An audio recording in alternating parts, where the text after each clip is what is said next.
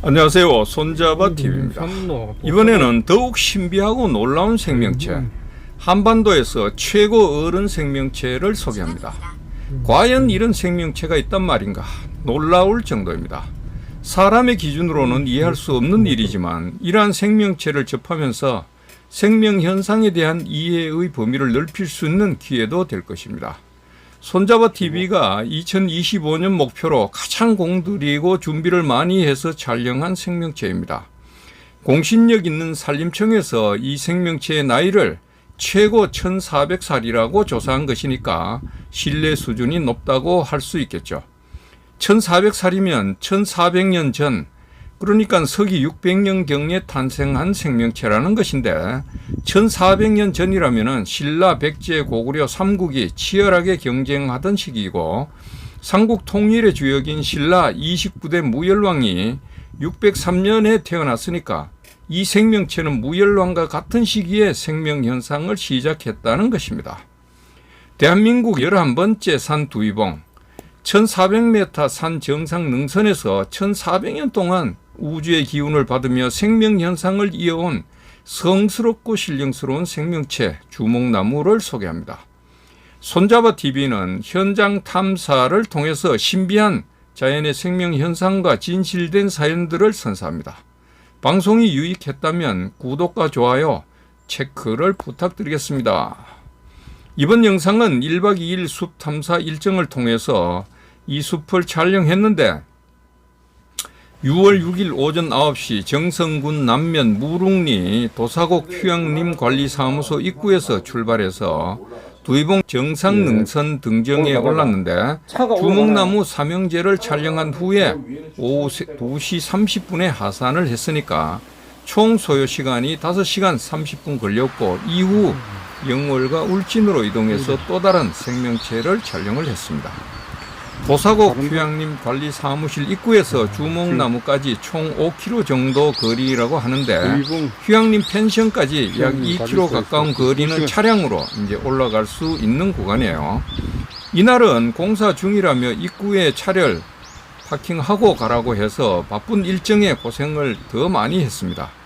드디어 숲 사이로 1400년 동안 이곳에서 생명현상을 이어온 신령스러운 주목나무가 눈에 들어옵니다. 탐사 일정 때문에 쉬지 않고 바쁘게 올라와서 힘들었는데 그만큼 반가움이 더 큽니다. 앞에 보이는 두 분은 올라오면서 만났는데 두위봉 정상까지 올라가신다고 합니다. 반면에 저는 천년기념물인 주목나무 삼형제를 촬영하러 온 것이죠. 1400m 두위봉산 정상 능선 2~30m 아래 편하지 않은 급한 경사지에 자리하고 있는 신령스러운 생명체 1400살 주목나무 삼형제를 반갑게 만나는 순간입니다. 구독자님들은 어떤 심정일까요? 이번에 소개할 나무는 삼형제 중 맨 아래에 자리하고 있는 1번 주목인데 나머지 2, 3번 주목은 다음에 소개하려고 합니다. 1번 주목나무보다 낮은 위치에서 제가 영상에 담았는데 지형의 경사가 심하고 공간이 협소해서 좀 더 멋진 영상을 담는 데 어려움이 많았습니다. 1번 주목 위쪽으로 올라와 담은 영상은 먼 산의 아름다운 풍경이 이 나무의 배경으로 들어와 더욱 멋진 모습을 연출하고 있습니다. 여기가 1400고지 정도 되니까 주변의 산들은 내려다 보이게 되는 것이죠. 이번에는 주목을 하부에서 상부, 상부에서 하부로 주민한 영상인데 나무의 재질이 단단해 보이고 수관의 상태도 매우 안정된 느낌을 줍니다. 이 나무의 명칭을 주목이라고 하는 것은 나무의 몸체가 특별히 붉은색으로 단장하고 있어서 관심이 끌리고 주목을 받게 되기 때문에 주목나무라고 합니다. 색상 중에 가장 열정적이고 강렬한 것이 붉은색 아닙니까? 그래서 사람들도 특히 여성들이 옷을 입거나 화장할 때 좀 더 열정적인 붉은색을 사용하곤 하죠. 그런데 이 나무의 몸체가 보면은 붉은색으로 보이지 않죠. 붉게 보이지 않습니다. 눈에 들어오는 주목나무의 표피는 어두운 색이지만 내피가 붉은색이라고 합니다. 주목은 겉보다 내면을 더 강조한 것일까요? 아마도 표피까지 붉은색을 띠면 외부로 노출된 온몸 전체가 강렬한 이미지를 풍기게 돼서 생존 전략에 문제가 된다고 판단했을까요? 그래서 표피는 어두운 색을 띠고 내피를 붉은색으로 단장한 것은 아닐까 싶습니다. 참 지혜로운 전략이라고 생각이 되네요. 주목나무 삼형제 중에 1번 주목나무의 키가 가장 크고 가슴둘레는 가장 작은 것으로 보입니다. 삼형제 나무의 키는 외형으로도 구분이 되는데 가슴둘레는 측정을 해봤죠. 맨 아래 1번은 약 3.9m, 2번은 4.5m, 3번은 4.0m 정도였습니다. 1번 주목이 삼형제 주목나무 중에 가장 키가 크고 가슴둘레는 가장 작았죠. 아마도 그것은 가장 낮은 곳에 자리하고 있는 1번 주목이 상대적으로 키가 작게 보이게 되는 것 때문이 아닐까요? 그래서 몸통을 크게 하기보다는 키를 다른 형제들과 맞추기 위해서 키가 더 컸다고 볼 수 있겠죠. 결국 생명체들의 생존 전략은 우주의 에너지를 더 많이 받기 위한 본능적인 노력 때문이라고 할 것입니다. 반면에 경사지 맨 위에 있는 3번 주목은 상대적으로 키가 커 보이는 유리한 위치이지만 거센 바람에는 불리할 수 있기 때문에 키가 더 큰 것을 자제한 것은 아닌가 싶습니다.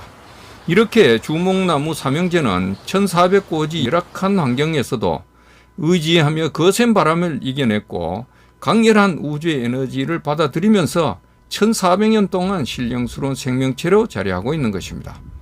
생명현상을 1400년 동안 이어왔다는 것은 분명히 남다른 생존 기운이 작용하고 있다는 것입니다. 여러분들에게도 신령스러운 기운이 전해지길 바랍니다. 이번에 정성군 관내 숲 탐사를 하면서 알게 된 몇 가지 문제점을 지적하고자 합니다.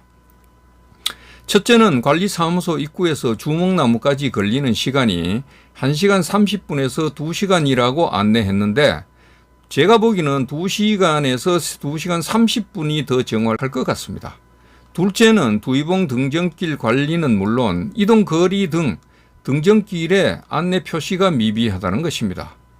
얼마나 더 가야 하는지 등정길에서 나의 위치를 알 수 없는 거죠. 셋째는 정성군 관내 천년기념물로 지정된 숲 등에 명시된 주소로 내비게이션이 정확히 찾지 못했다는 것입니다. 제가 다녀본 결과 이런 행정구역이 몇 군데 있었는데 반드시 바로 잡아야 합니다. 이 땅의 주인은 누굴까요? 숲은 우리에게 절대 진실하게 대하고 있지 않습니까? 하늘이 내린 소중한 자연 자산을 우리는 잘 관리해 나가야겠습니다. 오늘은 여기까지입니다. 여러분 감사합니다.